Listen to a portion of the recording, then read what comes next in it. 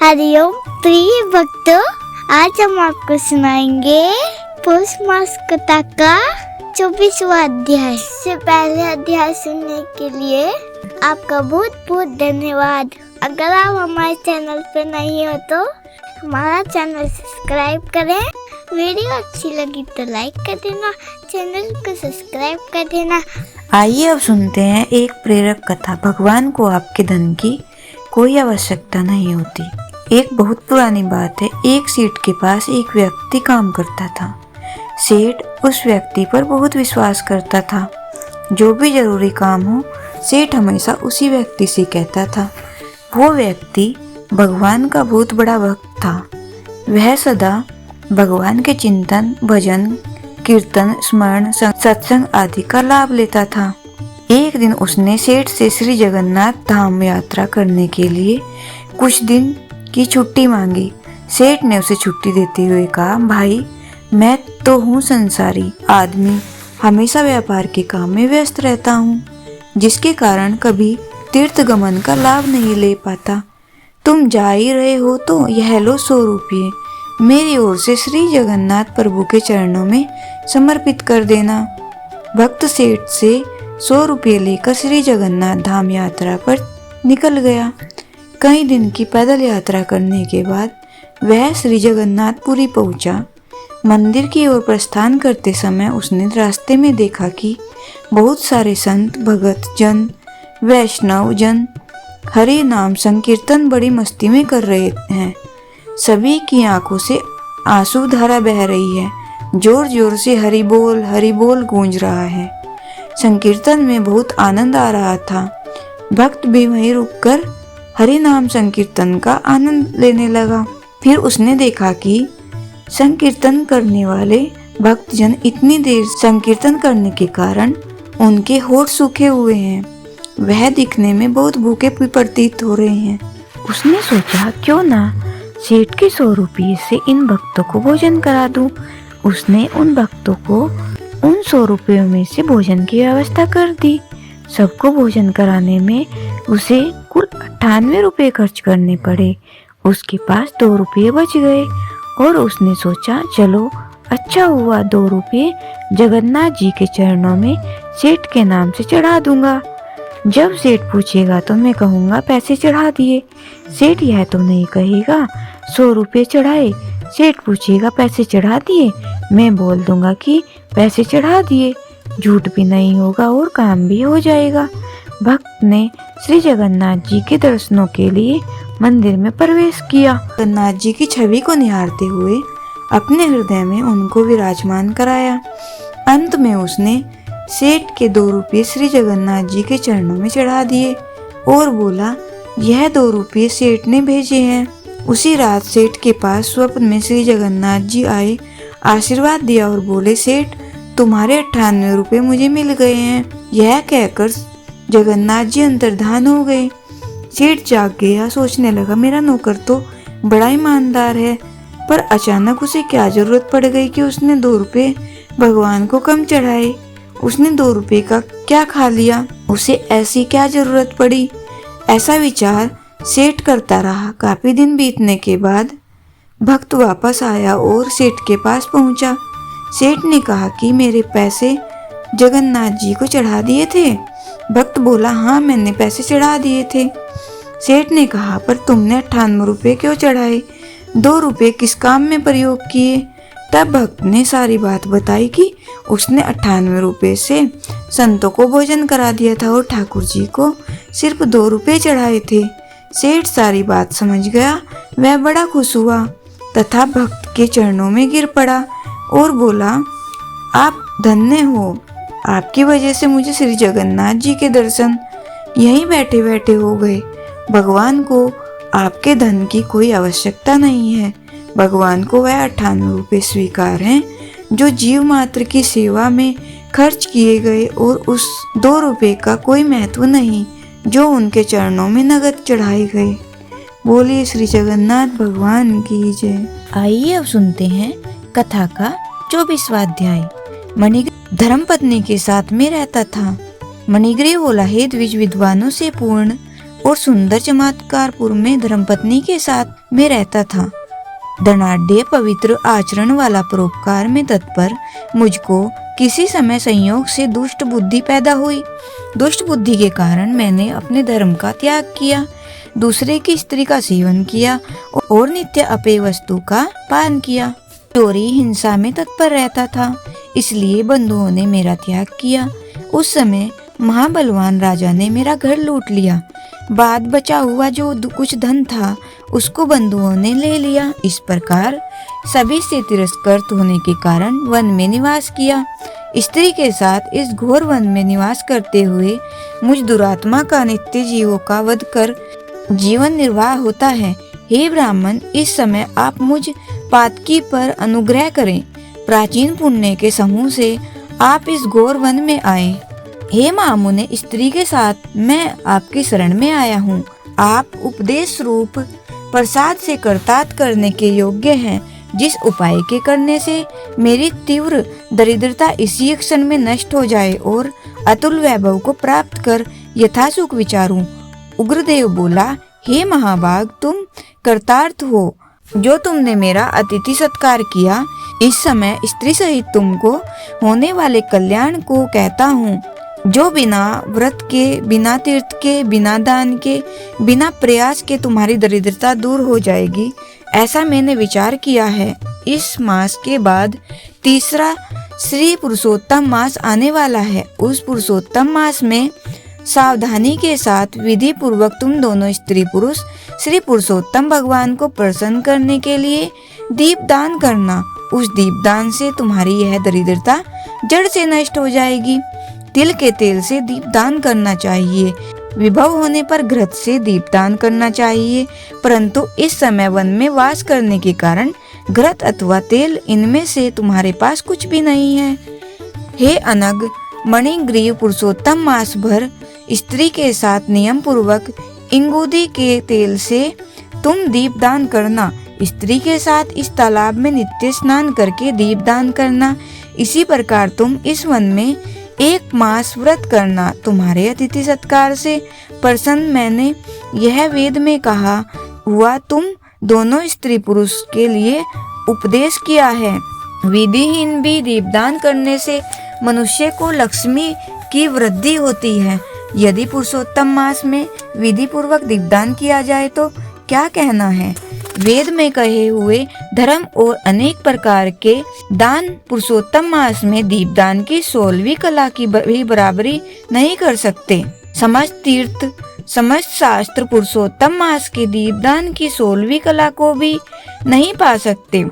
योगदान, सांख्य, समस्त तंत्र भी पुरुषोत्तम मास के दीपदान के 16वीं कला को नहीं पा सकते हैं। कृच्छ, चंद्रायण आदि समस्त व्रत पुरुषोत्तम मास के दीपदान की 16वीं कला की बराबरी नहीं कर सकते। वेद का प्रतिदिन पाठ करना, गया श्राद्ध, गोमती नदी के तट का सेवन पुरुषोत्तम मास के दीपदान की 16वीं कला की बराबरी नहीं कर सकते। हजारों ग्रहण, सैकड़ों व्यतिपात पुरुषोत्तम मास के दीपदान की 16वीं कला की बराबरी नहीं कर सकते। कुरुक्षेत्र आदि श्रेष्ठ क्षेत्र, दंडक आदि वन पुरुषोत्तम मास के दीपदान की 16वीं कला की बराबरी नहीं कर सकते हैं। हे वत्स, यह अत्यंत गुप्त व्रत जिस किसी से कहने लायक नहीं है, यह धन धान्य, पशु, पुत्र, पौत्र और यश को करने वाला है। हे वत्स, यह अत्यंत गुप्त व्रत जिस किसी से कहने लायक नहीं है, यह धन धान्य, पशु, पुत्र, पौत्र और यश को करने वाला है। वंध्या, स्त्री के बांझपन को नाश करने वाला है और स्त्री को सौभाग्य देने वाला है। राज्य से गिरे हुए राजा को राज्य देने वाला है और प्राणियों को इच्छानुसार फल देने वाला है। यदि कन्या व्रत करती है तो गुणी चिरंजीवी पति को प्राप्त करती है। स्त्री की इच्छा करने वाला पुरुष सुशीला और पतिव्रता स्त्री को प्राप्त करता है। विद्यार्थी विद्या को प्राप्त करता है। सिद्धि को चाहने वाला अच्छी तरह सिद्धि को प्राप्त करता है। खजाना को चाहने वाला खजाना प्राप्त करता है। मोक्ष को चाहने वाला मोक्ष को प्राप्त करता है। बिना विधि के, बिना शास्त्र के पुरुषोत्तम मास में जिस किसी जगह पर दीपदान करता है वह इच्छा अनुसार फल को प्राप्त करता है। हे वत्स, विधि पूर्वक नियम से जो दीपदान करता है तो फिर कहना ही क्या है। इसलिए पुरुषोत्तम मास में दीपदान करना चाहिए। मैंने इस समय यह तीव्र दरिद्रता को नाश करने वाला दीपदान तुमसे कहा। तुम्हारा कल्याण हो, तुम्हारी सेवा से मैं प्रसन्न हूँ।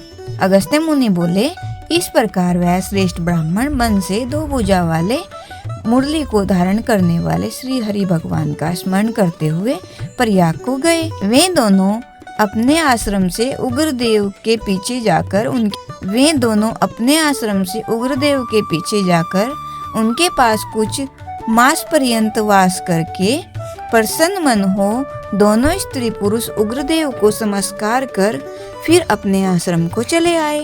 अपने आश्रम में आकर भक्ति से पुरुषोत्तम में मन लगाकर ब्राह्मण की भक्ति में तत्पर उन दोनों स्त्री पुरुष ने 2 मास बिताया।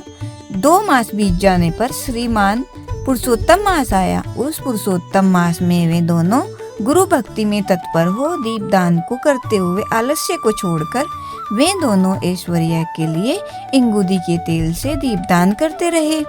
इस प्रकार दीपदान करते उन दोनों को श्री पुरुषोत्तम मास बीत गया।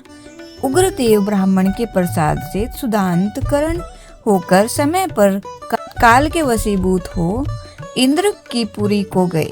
वहां होने वाले सुखों को भोगकर पृथ्वी पर भारत खंड में उग्रदेव के प्रसाद से श्रेष्ठ जन्म को उन दोनों स्त्री पुरुष ने धारण किया। पूर्व जन्म में जो तुम मृग की हिंसा में तत्पर मणिग्रीव थे, वह वीरबाहु के पुत्र चित्रबाहु नाम से प्रसिद्ध राजा हुए। इस समय यह चंद्रकला नामक जो तुम्हारी स्त्री है, वह पूर्व जन्म में सुंदरी नाम से तुम्हारी स्त्री थी। पतिव्रत धर्म से वह तुम्हारे अर्धांग की भागिनी है। जो स्त्री पतिव्रता होती है, वे अपने पति के पुण्य का आधा भाग लेने वाली होती हैं। श्री पुरुषोत्तम मास में इंगुदी के तेल से दीपदान करने से तुमको यह निष्कंटक राज्य मिला। जो पुरुष श्री पुरुषोत्तम मास में घृत से अथवा तिल के तेल से अखंड दीपदान करता है, तो फिर कहना ही क्या है। पुरुषोत्तम मास में दीपदान का यह फल कहाँ है, इसमें कुछ संदेह नहीं है। जो उपवास आदि नियमों से श्री पुरुषोत्तम मास का सेवन करता है, तो उसका कहना ही क्या है। वाल्मीकि मुनि बोले, इस प्रकार अगस्त्य मुनि राजा चित्रभानु के पूर्व जन्म का वृत्तांत कहकर और राजा चित्रभानु से किए गए सत्कार को लेकर तथा अक्षय आशीर्वाद देकर चले गए। इति श्री बृहन्नारदीय पुराणे श्री पुरुषोत्तम मास महात्म्य 24वां अध्याय समाप्तम। बोलिए श्री कृष्ण भगवान की जय, बोलिए विष्णु भगवान की जय। तुलसी चालीसा। श्री तुलसी महारानी करो विनय सिरनाय, जो मम हो संकट विकट दीजिए मात नशाए। नमो नमो तुलसी महारानी, महिमा अभी न जाए बखानी। दियो विष्णु तुमको सन्माना, जग में छायो सुयस महाना। विष्णु प्रिया जय जयते भवानी, तिहु लोक की हो सुख खानी। भगवत पूजा कर जो कोई, बिना तुम्हारे सफल न होई। जिन घर तब नहीं होए निवासा, उस पर करे विष्णु नहीं बासा। करे सदा जो तव नित सुमिरन, तेही के काज होए सब पूरन। कार्तिक मास महात्म तुम्हारा, ताको जानत सब संसारा। तव पूजन जो करे कुंवारी, पावे सुंदर वर सुकुमारी। कर जो पूजन नित प्रति नारी, सुख संपत्ति से होए सुखारी। वृद्धा नारी करे जो पूजन, मिले भक्ति होवे पुलकित मन। श्रद्धा से पूजे जो कोई, भवनिधि से उतर जावे सोई। कथा भागवत यज्ञ करावे, तुम बिन नहीं सफलता पावे। छायो तब प्रताप जग भारी, ध्यावत तुम्ही सकल चितधारी। तुम्ही मात्र यंत्र तंत्रन, सकल काज सिद्धि होवे सन में। औषधि रूप आप हो माता, सब जग में तब यश विख्याता। देव ऋषि मुनि ओ तपधारी, करत सदा तब जय जयकारी। वेद पुराणन तब यश गाया, वेद पुराणन तब यश गाया। महिमा अगम पार नहीं पाया। नमो नमो जय जय सुख कारणी, नमो नमो जय दुख निवारणी। नमो नमो सुख संपत्ति देनी, नमो नमो अग काटन छेनी, नमो नमो भक्तन दुख हरनी, नमो नमो दुष्टन मद छेनी, नमो नमो भव पार उतारिनी, नमो नमो परलोक सुधारनी, नमो नमो निज भक्त उबारनी, नमो नमो जन काज सवारनी, नमो नमो जय कुमति नाश, नमो नमो जय कुमति नसावनी, नमो नमो सुख उपजावनी, जयति जयति जय तुलसी माई, ध्याऊं तुमको शीश नवाई, निजन जानी मोही अपनाओ, बिगड़े कारज आप बनाओ, करो विनय में मात तुम्हारी, पूर्ण आशा करो हमारी, शरण चरण कर जोरी मनाऊं, निस्दिन तेरे ही गुण गाऊं, करहु मात यह अब मोह पर दाया, निर्मल होए सकल मम काया, मंगू मात यह वर दीजिए, सकल मनोरथ पूर्ण कीजिए, जनू नहीं कुछ नेम अचारा, क्षमो मात अपराध हमारा, ब्रह मास करे जो पूजा, ता सम जग में और न दूजा, प्रथम ही गंगा जल मंगवावे, फिर सुंदर स्नान करावे, चंदन अक्षत पुष्प चढ़ावे, धूप दीप नैवेद्य लगावे, करे आचमन गंगा जल से, ध्यान करे हृदय निर्मल से, पाठ करे फिर चालीसा की, स्तुति करे मात तुलसा की, यह विधि पूजा करे हमेशा, ताके तन नहीं रहे क्लेशा, करे मास कार्तिक का साधन, सोवे नित पवित्र सिद्ध हुई जाही, हे यह कथा महासुखदाई, पढ़े सुने सो भवतर जाई, तुलसी मैया तुम कल्याणी, तुम्हारी महिमा सब जग जानी, भाव न तुझे मान नित नित ध्यावे, गा गा कर माँ मुझे रिझावे, यह श्री तुलसी चालीसा पाठ करे जो कोय, गोविंद सो फल पावे जो मन इच्छा होए, जय जय तुलसी माता मैया, जय तुलसी माता,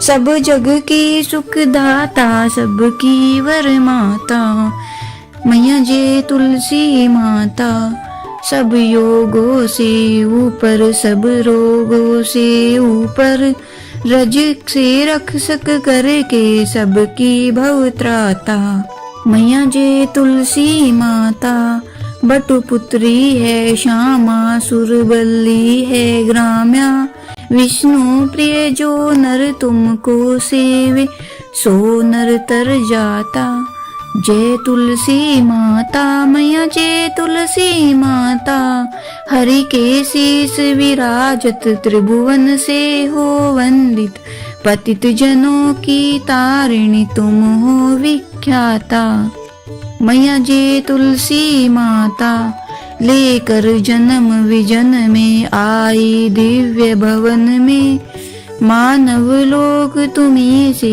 सुख संपत्ति पाता, मैया जय तुलसी माता, हरि को तुम अति प्यारी, श्याम वर्ण सुकुमारी, प्रेम अजब है उनका तुमसे कैसा नाता, हमारी विपद करो तुम कृपा करो माता, मैया जय तुलसी माता, जय जय तुलसी माता, मैया जय तुलसी माता, सब जग की सुखदाता, सबकी वर माता, मैया जय तुलसी माता, बोले तुलसी माता की जय।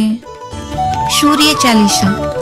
कनक बदन कुंडल मकर, मुक्ता माला अंग, पद्मासन स्थित ध्याये शंख चक्र के संग, जय सविता जय जयति दिवाकर, सहस्रांशु सप्ताश्वर तिमिर हर, भानु पतंग मारीची, भास्कर सविता हंस सुनूर, विभाकर विश्वान, आदित्य विकर्तन, मार्तंड हरि रूप विरोचन, अंबर मणि खग रवि कहलाते, वेद हिरण्य गर्भ कह गाते, सहस्रांशु प्रद्योतन, कही कही मुनिगण होत, प्रसन्न मोदल ही अरुण सदर्श, सारथी मनोहर हाकत है साता, चढ़ी रथ पर मंडल की महिमा अति न्यारी, तेज रूपी केरी बलिहारी, उच्चे श्रवा दर्शस है जोते, देखी पुरंदर लज्जित होते, मित्र मरीचि भानु अरुण भास्कर सविता, सूर्य अर्क खग कलिहर पूषा रवि, आदित्य नामले हिरण्य गर्भाए मने कही के 12 नाम प्रेम सो गावे। मस्तक 12 बार नवावे 4 पदार्थ सो जन पावे। दुख दरिद्र अगपुंज नसावे। नमस्कार को चमत्कार यह विधि हरिहर को कृपा सार यह। शैवे भानु तुम ही मन लाई अष्ट सिद्धि नवनिधि ते ही पाई।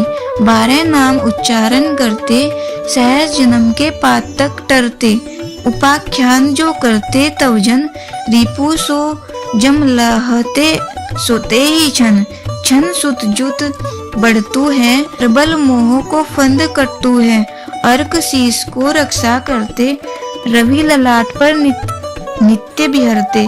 सूर्य नेत्र पर नित्य विराजते कर्ण देश पर दिनकर छाजते। भानु नसिका वास करहु नित भास्कर करत सदा मुख को हित। ओट रहे पर्जन्य हमारे रसना बीच क्षण बस प्यारे। कंठ सुवर्ण रेत की शोभा तिग्म तेजस कांधे लोभा। उषा बाहु मित्र पिटी पर त्वष्टा वरुण रहम शूष्ण कर। युगल हाथ पर रक्षा कारण भानुमान उर शर्म बसत नाभि। आदित्य मनोहर कटी में हंस हरत मन मुदभर। जंगा गोपति सविता बासा गुप्त दिवाकर करत हुलासा। विवस्वान पद की रखवारी बाहर बसते नित तमहारी। सहस्र सांसु सर्वांग समारे रक्षा कवच विचित्र विचारे। अस जोज जन अपने न माही भय जग बीच करहु ते ही नाही। दरिद्र कुष्ठ ते ही कबू न व्यापे जोजन या को मन में जापे। अंधकार जग का जो हरता नव प्रकाश से आनंद भरता। ग्रह गण ग्रसी न मिटावत जाही कोटि बार में परनवो ताही। मंद सदर्श सुत जन्म में जाके धर्म राज सम अद्भुत बाके। धन्य धन्य तुम दिग्मनि देवा किया करत सुरमुनि नर सेवा। भक्ति भावयुत पूर्ण नियम सो दूर हटत सो भव के भ्रम सो। परम धन्य सो नर तनहारी हे प्रसन्न जेहि पर तमहारी। अरुण माघ में सूर्य फाल्गुन मद वेदानाम रवि उदय। भानु उदय वैशाख गिनावे ज्येष्ठ इंद्र आषाढ़ रवि गावे। यम भादो अश्विन हिमरेता कार्तिक होत दिवागर नेता। अगहन बिन विष्णु है पुसही पुरुष नाम रवि है मलमासी। भानु चालीसा प्रेम युत गावई जे नर नित्य। सुख संपत्ति लहे विविध होई सदा कृत कृत्य। बोलिए सूर्य भगवान की जय।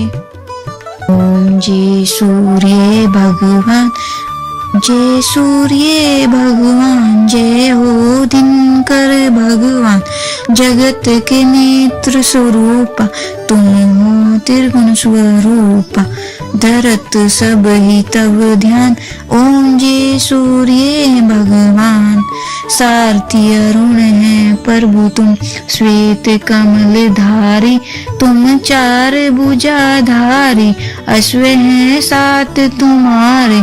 कोटि किरण पसारे तुम हो देव महान ओम जय सूर्य भगवान। उषा काल में जब तुम उद्याचल आते सब तब दर्शन पाते। फैलाते उजियारा जागता तब जग सारा। करे सब तब गुणगान ओम जय सूर्य भगवान। संध्या में भुवनेश्वर अस्ताचल जाते। गोधन तब घर आते। गोधूलि बेला में हर घर हर आंगन में हो तब महिमा गान ओम जय सूर्य भगवान। देव धनुज नर नारी ऋषि मुनिवर भजते, आदित्य हृदय जपते, श्रोत्र के ये मंगलकारी, इसकी है रचना न्यारी, दे नव जीवन दान। ओम जय सूर्य भगवान, तुम हो त्रिकाल रचयिता, तुम जग के आधार, महिमा तब अपरंपार, प्राणों का सिंचन करते, भक्तों को अपने देते, बल बुद्धि और ज्ञान। ओम जय सूर्य भगवान, भूचर जलचर खेचर, सबके हो प्राण तुम्हें, सब जीवों के प्राण तुम्हें, वेद पुराण बखाने, धर्म सभी तुम्हें माने, तुम ही सर्वशक्तिमान। ओम जय सूर्य भगवान, पूजन करती दिशाएं, पूज्य दस दिक्पाल, तुम भुवनों के प्रतिपाल, ऋतुए तुम्हारी दासी, तुम शाश्वत अविनाशी, शुभकारी अंशुमान। ओम जय सूर्य भगवान, जय सूर्य भगवान, जय हो दिनकर भगवान, जगत के त्रिनेत्र स्वरूपा, तुम हो त्रिगुण स्वरूपा, धरत सब ही तव ध्यान। ओम जय सूर्य भगवान, सूर्य भगवान की जय, विष्णु भगवान की जय।